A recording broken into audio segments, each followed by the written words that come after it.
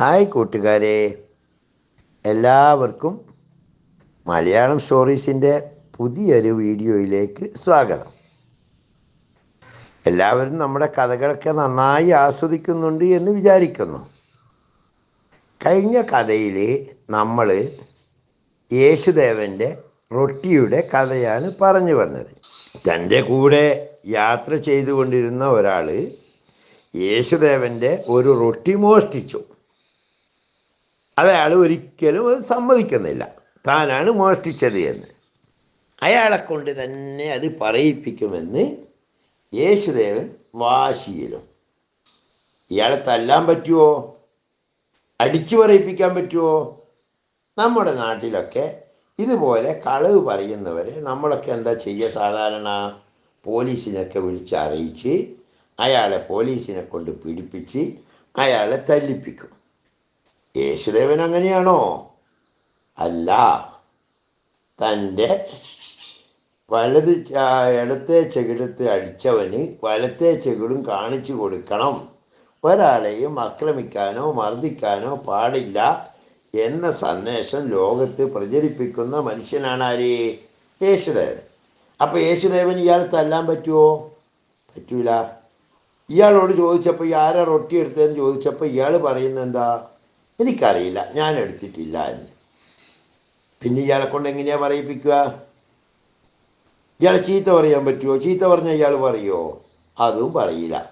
പക്ഷേ യേശുദേവനാണെങ്കിൽ നിർബന്ധം ഇയാളെ കൊണ്ട് തന്നെ സത്യം പറയിപ്പിക്കും. അപ്പോൾ ഏതായാലും ഇവർ രണ്ടുപേരും ആ റൊട്ടിയും കഴിച്ചുകൊണ്ട് പിന്നെയും യാത്ര പോവുകയാണ്. യേശുദേവൻ കണ്ട ഭാവയെ ഇയാൾ തന്നോട് നുണ പറഞ്ഞ ഭാവം പോലും നടിക്കാതെ യാത്ര തുടർന്നു. ഒരു പുഴയുടെ വക്കിലെത്തി. അവിടെ വലിയൊരു മരമുണ്ടായിരുന്നു. ആ പുഴ കടക്കാൻ തോണിയോ ചങ്ങാടമോ ഒന്നുമില്ല. അപ്പം യേശുദേവൻ പറഞ്ഞു, ഇനി നമുക്ക് പുഴ കടക്കണം.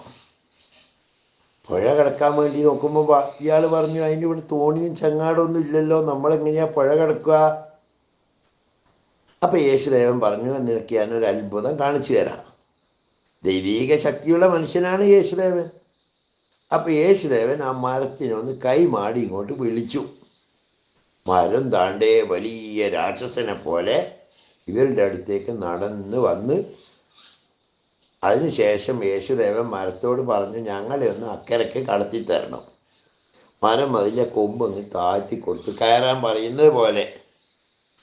അപ്പോൾ ഈ മനുഷ്യനിങ്ങനെ അത്ഭുതപ്പെട്ട് നോക്കിയിരിക്കുകയാണ്. ഇയാളോട് യേശുദേവൻ പറഞ്ഞു, ഈ മരത്തിൻ്റെ മുകളിലേക്ക് ഈ കൊമ്പിൽ കയറിയിരുന്നു. അപ്പോൾ കൊമ്പ് താണ് കിടക്കുന്നുണ്ട്. ഇയാൾ ആ കൊമ്പിൽ പിടിച്ച് അവിടെ ഇരുന്നു. യേശുദേവനും മരത്തിൽ കയറി. രണ്ടുപേരെയും എടുത്തുകൊണ്ട് മരം വെള്ളത്തിൻ്റെ നടുക്ക് കൂടി നടന്നങ്ങ് പോയി ഇവരെ രണ്ടുപേരെയും പുഴയുടെ അക്കരെ ഇറക്കി. ഇവർ രണ്ടുപേരും താഴെ ഇറങ്ങിയ ഉടനെ തന്നെ മരം നേരെ തിരികെ നടന്ന് പഴയ സ്ഥാനത്ത് പോയി നിന്നു. ഇത് കണ്ടപ്പോൾ ഇയാൾക്ക് വലിയ അത്ഭുതം തോന്നി. ഇയാളാകെ മിഴിച്ചു നിൽക്കുകയാണ്. ജീവിതത്തിൽ ആദ്യമായാണ് ഇത്തരം ഒരു സംഭവം കാണുന്നത്.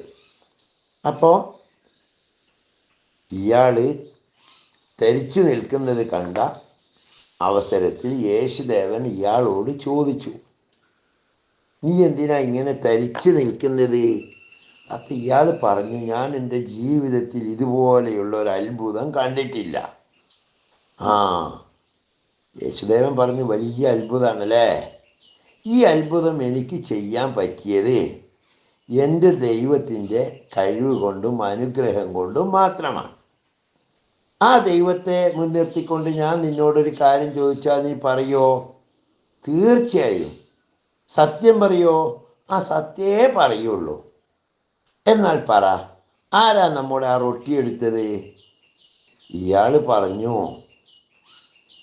ഞാനല്ല, ഞാൻ എടുത്തിട്ടില്ല, സത്യമായിട്ടും. ഇയാളുടെ അഭിമാനം ഇയാളെ സത്യം പറയാൻ സമ്മതിച്ചില്ല. യേശുദേവൻ പറഞ്ഞു, സാരമില്ല, നീയല്ലല്ലോ, എന്നാൽ നമുക്ക് പോകാം. ഇത്രയും വലിയ അത്ഭുതം കണ്ടിട്ടും താൻ ചെയ്ത തെറ്റ് അല്ലെങ്കിൽ താൻ പറയേണ്ട സത്യം ഇയാൾ പറയാത്തതിൽ യേശുദേവന് അല്പം മനപ്രയാസം തോന്നി. എന്തായാലും അദ്ദേഹം ഒരു തീരുമാനം എടുത്തു. എന്തായാലും ഇവനെ കൊണ്ട് ഈ യാത്ര കഴിയുന്നതിൻ്റെ ഇടയിൽ താൻ സത്യം പറയിപ്പിക്കും എന്ന് തന്നെയായി യേശുദേവൻ്റെ വാശി. വീണ്ടും ഈ യേശുദേവൻ പറഞ്ഞു, ശരി നമുക്ക് പോകാം, ഞാൻ ചോദിച്ചു എന്നേ ഉള്ളൂ. ഇവർ യാത്ര തുടർന്നു. കുറേ ദൂരെത്തി.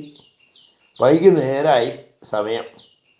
പിന്നെയും ഇവർക്ക് വിശക്കാൻ തുടങ്ങി. അപ്പം യേശുദേവൻ ഇയാളോട് ചോദിച്ചു, നമുക്ക് വീണ്ടും വിശക്കാൻ തുടങ്ങിയല്ലേ, ഭക്ഷണം എന്തെങ്കിലും കഴിക്കണ്ടേ? ഇയാൾ പറഞ്ഞു, ശരിയാ, ഒരു റൊട്ടി കൊണ്ട് എന്ത് വിശപ്പ് മാറാൻ, വല്ലാതെ ഇപ്പം വിശക്കുന്നുണ്ട്. അപ്പം ഇവർ ഒരു മൈതാനിയുടെ അടുത്തെത്തിയിരുന്നു. അവിടെ കാടാണ്. ആ കാട്ടിലെ മൈതാനിയുടെ ഒരറ്റത്ത് കുറേ മാൻകൂട്ടം മേയുന്നത് ഇവർ രണ്ടുപേരുടെയും ശ്രദ്ധയിൽപ്പെട്ടു. അപ്പം യേശു ക്രിസ്തു എന്താ ചെയ്തേ? അവിടെ ഉണ്ടായിരുന്ന മാൻകൂട്ടത്തിലേക്ക് നോക്കിക്കൊണ്ട് ഒരു മാനിനെ കൈമാടി വിളിച്ചു. ഒരു മാൻ ഇവരുടെ അടുത്തേക്ക് ഓടി വന്നു.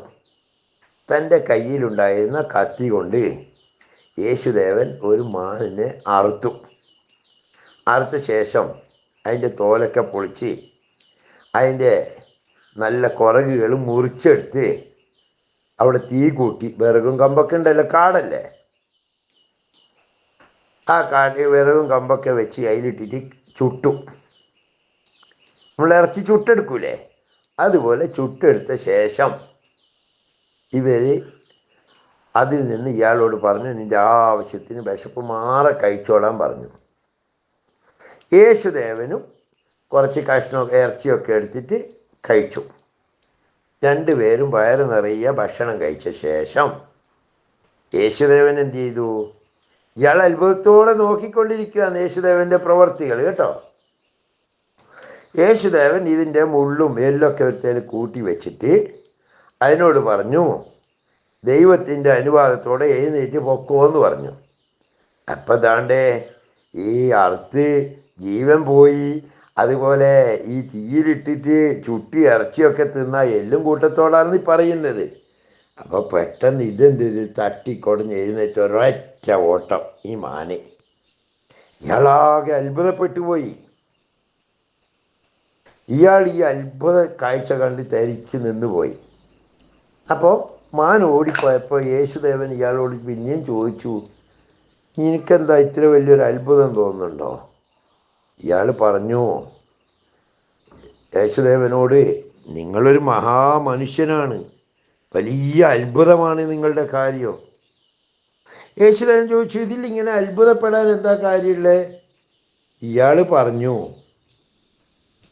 ഇത് അത്ഭുതമല്ലേ, ഒരു മാന് കൂട്ടത്തിൽ നിൽക്കുന്നു, അതിനെ നിങ്ങൾ മാടി വിളിക്കുന്നു, അത് ഓടി വരുന്നു, എന്നിട്ട് നമ്മൾ അറുത്ത് തിന്നുന്നു, അതിന് ശേഷം അതിനോട് എഴുന്നേറ്റ് ഓടാൻ പറയുന്നു, അത് എഴുന്നേറ്റ് ഓടിപ്പോകുന്നു.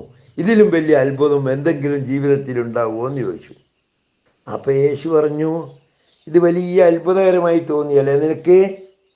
ഈ അത്ഭുതം എനിക്ക് ചെയ്യാൻ പറ്റിയത് എൻ്റെ ദൈവം എനിക്ക് തന്ന അനുഗ്രഹം കൊണ്ടാണെന്ന് നിനക്കറിയാമോ? അയാൾ പറഞ്ഞു, അറിയാം. എന്നാലേ നിന്നോട് ഞാനൊരു കാര്യം ചോദിച്ചാൽ നീ സത്യം പറയോ? ഇയാൾ പറഞ്ഞു, ഓ സത്യമേ പറയുള്ളൂ, ദൈവത്തിൻ്റെ മഹത്വത്തെ ഞാൻ സ്തുതിക്കുകയാണ്, അതുകൊണ്ട് ഞാൻ സത്യമല്ലാതെ പറയില്ല. എന്നാ പറ, നമ്മുടെ ആ റൊട്ടി ആരാ എടുത്തത്?